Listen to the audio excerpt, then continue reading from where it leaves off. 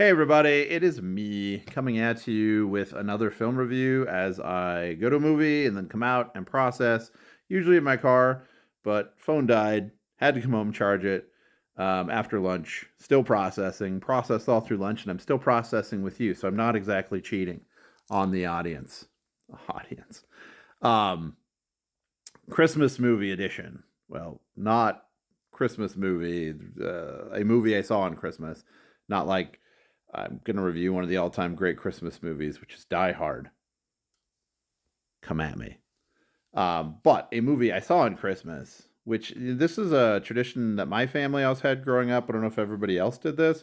I don't tend to find this a lot anymore where you see families coming out of this. I did see a lot of families, and it kind of surprised me because I haven't seen this in years. But my family, we would always go to the movies on Christmas. We would, get up, do the presents, we do the meal, and then that afternoon we'd bundle up into the Cheyenne, Wyoming weather in December, and we'd either go down the street to Cole Square Cinema, where near my house, or we go to the Frontier Mall. And there was always great family cartoons. It's Oscar season, one of my favorite seasons, so there are always really great dramas to watch. My parents were huge movie lovers, so it was always good to go with them, and they were willing to take us to these films to show us and teach us about movie making and just be a family. And so I try and do that now, to go to the movies now. In my own family, I have Norwegian heritage, so my kids and I on Christmas Eve do Norwegian Feast of Yule often together, and then on Christmas Day they're with their mom. So we do a nice co-parenting arrangement, and so to not just sit here alone, I re-established the movie-going tradition over the last 5 years. And so today I went to see Marty Supreme, and I want to talk to you a little bit about it. I'll just talk a little bit about it to tell you what I thought first, and then I want to ask some questions of those people who've seen it or who are going to go see it. So I will lay out a spoiler alert warning. So those of you who are still hanging out with me after my jibber jabber can leave, and then just I'll be left with those of you who've seen it and want to talk about it a little bit. First of all, let me just say I loved it. I mean, it was a really, I didn't know what to expect. I knew kind of what to expect from the trailers, but not fully. I knew from like the promo campaign and the things that are going on. Um, Obviously, the Safdie brothers, this is Josh Safdie, are great in storytelling ability. What I really liked about it, when I'll tell you, if you're like me and you like, say, new Hollywood era cinema, sense was snobby, movies from like the late 60s into the 70s, I felt like that's what I was watching. Like kind of that really nice building storytelling. It's even lit like the 1970s film. It's kind of gritty. It's got, humans basically interrogation of the human nature, of human character, wanting something beyond themselves and then flying too close to the sun and finding the consequences of what they're willing to sell in order to get that. So, movies like The Godfather and, oh my goodness, I'm losing my mind right now just because I'm so impressed by this movie. Bonnie and Clyde, something I was thinking about. Um, you know, I for me, and here we go. I know you're like, when's he gonna bash one battle after another? That's happening right now.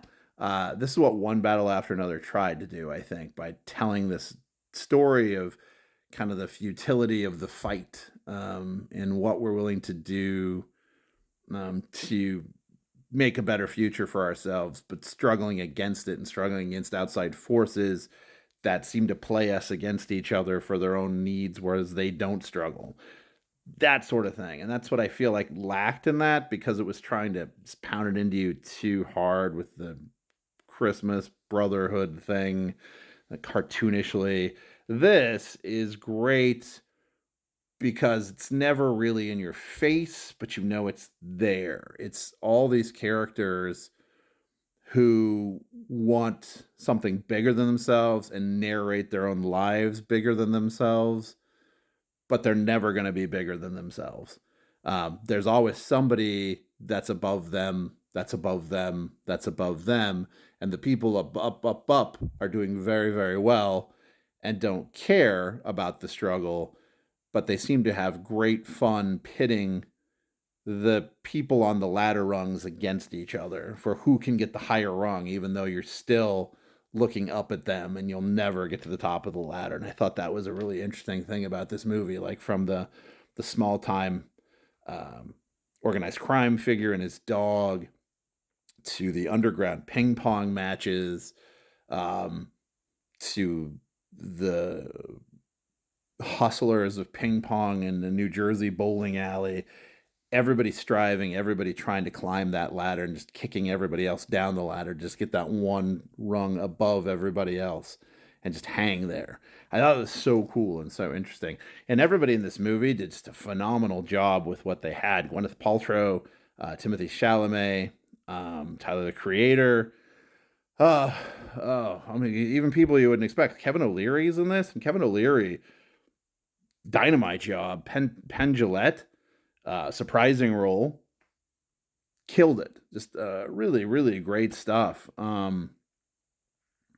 A special shout out on this, I think, goes to Odessa Azion, if I'm pronouncing that right. I'm sorry if I'm not, but I know her mostly as Stephanie from Ghosts. I love Ghosts. So to see her in this, what power. Just a powerful, powerful role, powerful statement.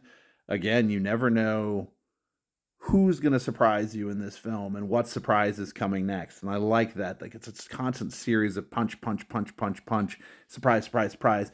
And it's not really telegraphed, which is great. So if you're wanting that kind of just ride of this, it is a great ride. And I know I've said that before and things. I'd put it right up there with Sinners. Sinners is still a higher film for me on the list of what I think the best film of the year is. This has a very similar message in that idea of strivers, people striving, people willing to sell their virtue and sell their morals for instant fame, instant gratification, and then running the repercussions of that, dragging everyone they touch into the whirlpool with them. I think that's just such a cool concept. And like I said, Sinners in this, I definitely put in my top two as of now for my thoughts on this movie. So, literary wise, I would say it feels very much like kind of the events that take place in Catcher in the Rye. Holden Caulfield out and about, the nothing good ever happens after 2 a.m. type deal, where the people who you know in the daytime are not the people that you know at night, and one event leads to another, to another, to another, to another, and again grabs a net of people in the wake of that, and so that's really cool. That whole concept. Timothy Chalamet, very much a Holden Caulfield type character in this as well. So I would say, yeah, go see it. So that being said, as much as I can praise this and what I think about this, it's like I said, it's a great picture in the long line of great directors that I love. So I'd say Francis Ford Coppola, definitely Sam Peckinpah type level of violence and political satire that I think is cool. I like to think about too, like the striving class of representation, minority representation, especially of the Jewish community in the Lower East Side. It reminds me a lot of Barry Levinson's movies like Liberty Heights, which I adore. Liberty Heights, one of my all-time favorite films. That being said, go see it. I think you'll like it. I've got 1 minute, so I'm going to do a spoiler alert, so everybody else go away. Okay, everybody gone? Question for those of you who are going to go see it. The line that Kevin O'Leary has at the end about being a vampire since 1601, do we think that's legitimate? Or is he talking about like Dutch capitalism that arrived in New York City in 1601 and basically began controlling everybody and controlling the narrative and controlling old money versus new money, like the Court of Owls in Gotham? Is he serious about being a vampire? Is he capitalistic vampire? What do we think on that? What do we think? Is it legitimately like sci-fi, or is this a threat that he makes, but it's basically saying, look, you're never going to rise up the ladder and you're always going to be one of us because you sold your soul in like a Faustian bargain? What do we think? Tell me what you think.